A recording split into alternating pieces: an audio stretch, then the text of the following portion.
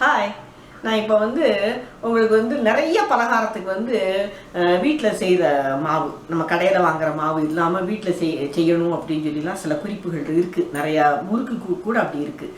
அந்த மாவை எப்படி செய்கிறது, உங்களுக்கு ஈஸியாக செய்யணும்ல. இப்போ கொஞ்சம் ஒரு ஒரு ஒரு டம்ளர் மாவை மட்டும் நம்ம கொழக்கட்டைக்கெல்லாம் வீட்டில் மாவு தயார் பண்ணி செஞ்சால் சாஃப்டாக இருக்கும்னு சொல்கிறாங்கல்ல. அந்த மாதிரி அந்த மாவை எப்படி செய்கிறதுன்னு நான் சொல்லி கொடுக்குறேன். கொஞ்சமாக அரிசி போட்டு செய்யுங்க.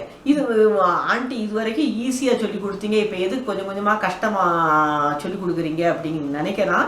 நம்ம வளர்ந்துக்கிட்டே வர்றோம்ல, இதையும் கற்றுக்கோங்க.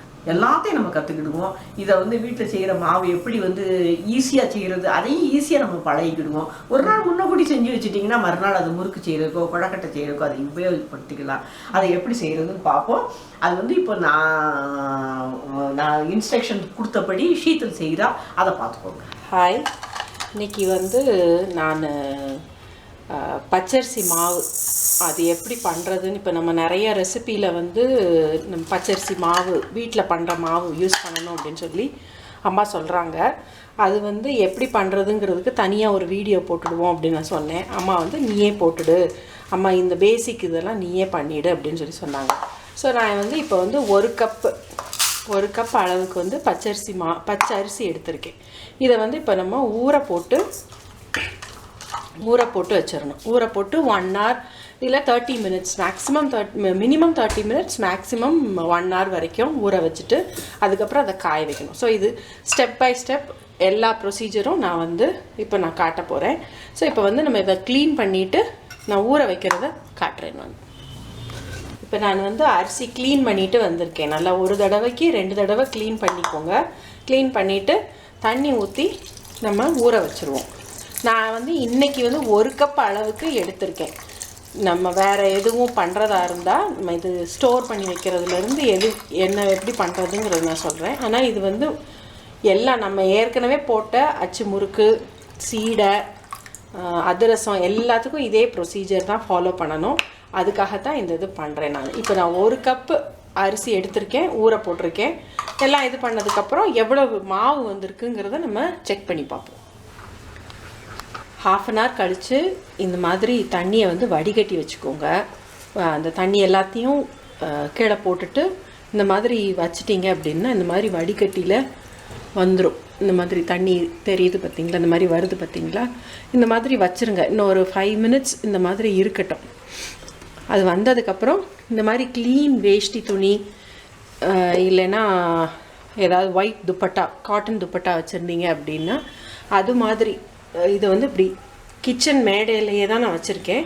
கிச்சன் மேடையிலையே இந்த மாதிரி போட்டு வச்சுட்டு, இல்லைன்னா உங்கள் வீட்டு டைனிங் டேபிள் ஏதாவது ஒரு இதில் இந்த மாதிரி நல்லா விரிச்சிட்டு, டைனிங் டேபிளெல்லாம் வைக்கிறீங்கன்னா 2 லேயராக போட்டு வச்சுருங்க, ஈரம் இறங்காமல் இருக்கிறதுக்கு. அது மாதிரி வச்சுட்டு ரெடி பண்ணி வச்சுக்கோங்க. எனக்கு தண்ணி ஒரு மாதிரி ட்ரெயின் ஆயிடுச்சு, ஆல்மோஸ்ட் தண்ணியெல்லாம் வந்துருச்சு. அதனால் நான் இப்போ போட போகிறேன். நான் இந்த இதில்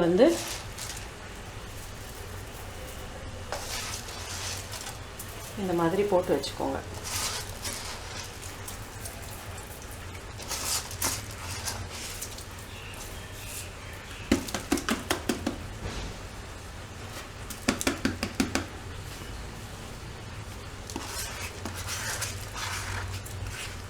இது இன்னொரு 1 மணி நேரம் இல்லை 2 மணி நேரம் வீட்டுக்குள்ளே தான் இருக்க போதுங்கிறதுனால தண்ணி படாத இடத்துல 1 hour இல்லைன்னா 2 hours வச்சுருங்க. அப்படியே வச்சுருங்க. அதுக்கப்புறம் எடுத்து அரைக்கலாம். நம்ம இந்த மாதிரி நல்லா நீட்டாக ஸ்ப்ரெட் பண்ணி வச்சுருங்க. நல்லா ஸ்ப்ரெட் பண்ணிடுங்க. அப்படின்னா தான் அது சீக்கிரம் காஞ்சிடும்.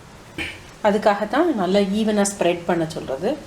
நல்லா ஸ்ப்ரெட் பண்ணிட்டு, க்ளீன் துணியாக இருந்தாலும் சீக்கிரம் ஈரம் இழுத்துட்டு, ஒயிட் துணி அதனால் நமக்கு தெரிஞ்சிடும், சீக்கிரம் இழுக்குதுங்கிறது தெரிஞ்சிடும். அதனால் அது இது பண்ணிவிட்டு 1 hour இனி எப்படி வச்சுருங்க. ஒரு 20 minutes இல்லை to 1/2 hour அவ்வளோக்குள்ளே இது காஞ்சிரும் ஓரளவுக்கு. இந்த மாதிரி இப்படி நீங்கள் இப்படி எடுத்தீங்கன்னா அந்த துணியிலேருந்து இப்படி ஈஸியாக எடுக்க வரணும். இப்படி எடுக்க வந்ததுன்னா ஒரு அளவு நல்லாவே காஞ்சிருச்சுன்னு அர்த்தம். இவ்வளவு காஞ்சிருந்தால் தான் நமக்கு நல்லா மாவு வரும். இல்லைன்னா அதுக்கப்புறம் நீங்கள் ரொம்ப ட்ரை ஆயிடுச்சுன்னா அப்புறம் உங்களுக்கு அது சரி வராது.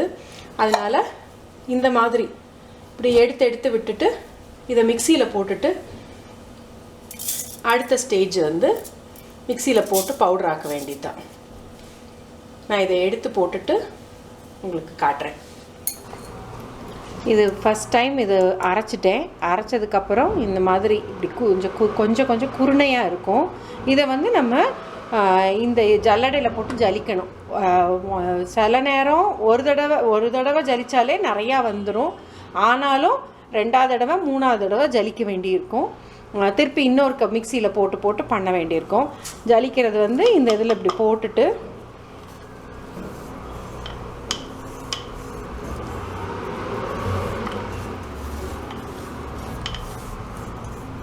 இந்த மாதிரி போட்டுட்டு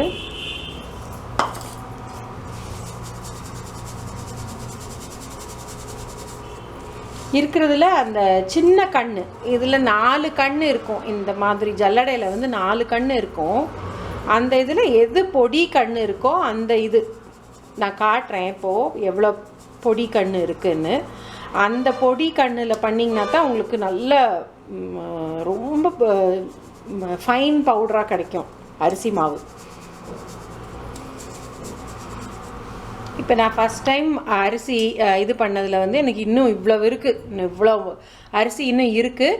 அதனால் திருப்பி இது மிக்சியில் போட்டு திருப்பி இன்னொரு மிக்சியில் கிரைண்ட் பண்ணிவிட்டு அதுக்கப்புறம் நான் திருப்பி ஜல்லடையில் போட்டு ஜலிக்க போகிறேன். இந்த இது பாருங்கள் எவ்வளோ பொடி கண்ணு இருக்குதுன்னு. இந்த இது ரொம்ப பொடி இருக்கிறதுல ஃபைன் பொடி கண்ணு இருக்கிறது இந்த ஜல்லடை. இது மாதிரி 4 இருக்கும். இந்த 4 இதுவும் மீதி இருக்கிறது எல்லாத்தையும் நான் இப்போ காட்டுறேன். பாருங்கள் 3 இது என்னோட இதில் வந்து இருக்கிறதுல பெரிய கண்ணு இந்த ஜல்லடை. அதுக்கு அடுத்த இது பெருசு இந்த ஜல்லடை. அதுக்கு அடுத்து சின்னது இந்த ஜல்லடை. அதுக்கடுத்து ரொம்ப பொடியாக இருக்கிறது இந்த ஜல்லடை. இப்போ அடுத்த ரவுண்டு மிக்சிலையும் போட்டுட்டேன். அந்த இதையும் நான் திருப்பி ஜலிக்க போகிறேன். இது மாதிரி 3 தடவை ஜலிச்சு வச்சுக்கோங்க. அப்படின்னா தான் உங்களுக்கு நல்ல பவுடர் மாவாக கிடைக்கும். இல்லைன்னா 1-2 அரிசியாக இருக்கும். அந்த இது வந்து நம்ம எதுக்குமே பலகாரத்துக்கெலாம் யூஸ் பண்ண முடியாது.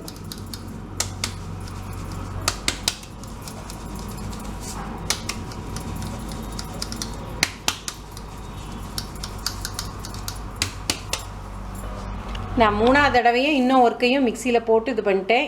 இதுக்கு 3வது தடவையும் ஜலிச்சும் முடிச்சிட்டேன். ஜலிச்சதுக்கப்புறம் இவ்வளவு தான் எனக்கு மீதி இருக்குது. இது வந்து இனிமேல் இது யூஸ் பண்ண முடியாது. உங்களுக்கு வந்து நீங்கள் உப்புமா மாதிரி பண்ணுவீங்க அப்படின்னா இது மாதிரி சேர்த்து வச்சுட்டு அரிசி ரவை உப்புமா பண்ணிடலாம் நீங்கள். இந்த இதுதான் நமக்கு மாவு. இப்போ 1 கப்பு மாவு 1 கப் அரிசி எடுத்ததுக்கு நமக்கு எவ்வளோ மாவு வந்திருக்குன்னு நான் இதில் அளந்துட்டு நான் உங்களுக்கு சப்டைட்டில்ஸில் போட்டுடுறேன். இப்போ இதை எப்படி ஸ்டோர் பண்ணுறதுங்கிறது அடுத்தது வந்து ஸ்டோர் பண்ணி வச்சுக்கலாம்.